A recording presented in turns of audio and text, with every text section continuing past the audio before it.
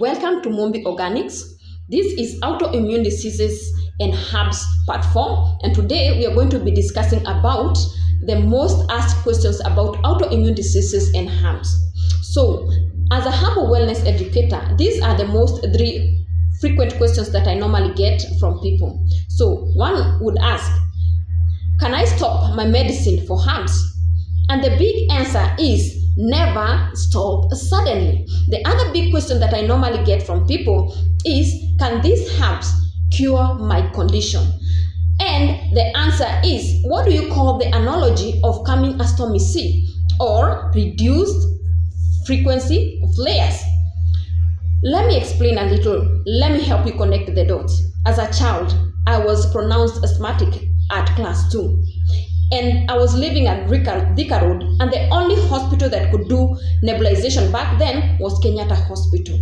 So it was really, really hard for me and my family, because every time I got an asthmatic attack, I had to be rushed all the way to Kenyatta Hospital from Thika Road.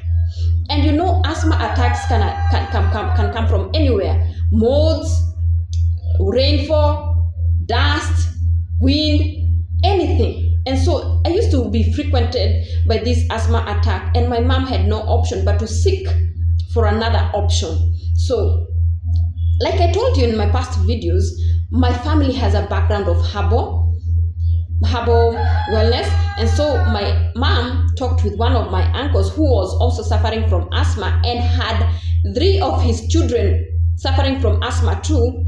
They had to talk something in common. How can we treat these children? And so my uncle was already in practice of treating his asthma condition.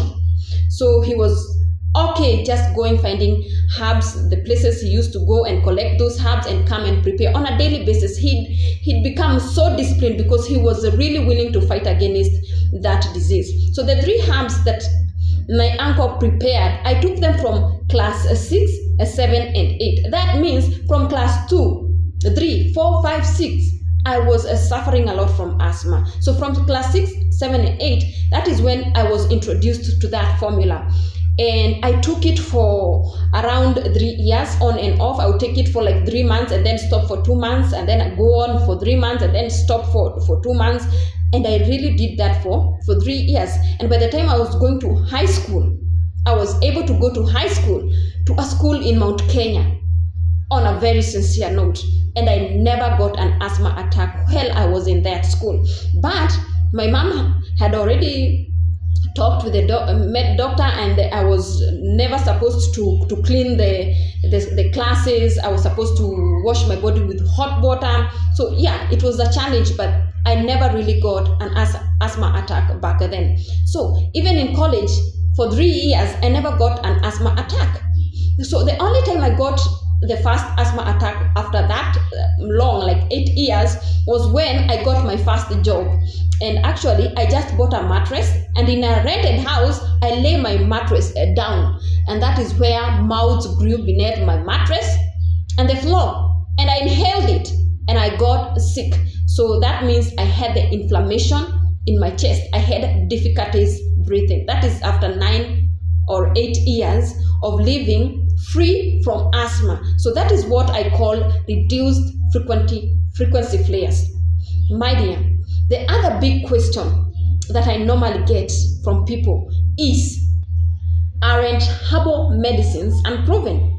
And the answer is, for centuries, African population, or our ancestors, relied on plants like moringa, neem, aloe vera, bitter kola, bitter leaf for the purposes of healing inflammation, infection, and also chronic conditions. What we call modern clinical trials. My dear, this is the naked truth. Our ancestors lived the experience, the generations of observation, practice, and what we call refinement.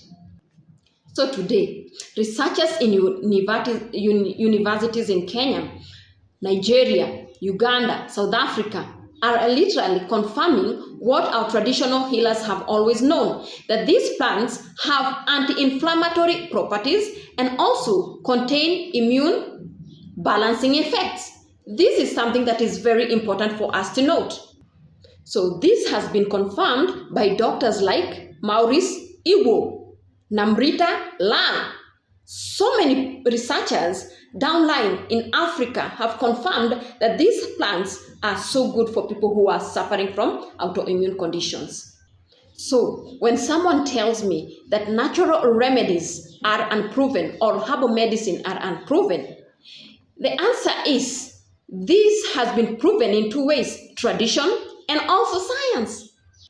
So the difference is pharmaceutical companies usually demand for a lot of money so they can do trials on herbs. But the absence of those $1 million trials does not mean that herbs are not proven. It means that the proof has always lived in our African heritage, and above all, the research that is ongoing in Africa. This is very great news. The thing is, herbs are not unproven. They are under-recognized. So welcome in my part 5 of this video, as I'll be informing you different types of autoimmune diseases and how you can be able to use herbal medicine to actually conquer that condition. And that is really great news. That means there's a lot of hope for you. So please press the plus button and share to those people who need this information, because herbal medicine is the real medicine.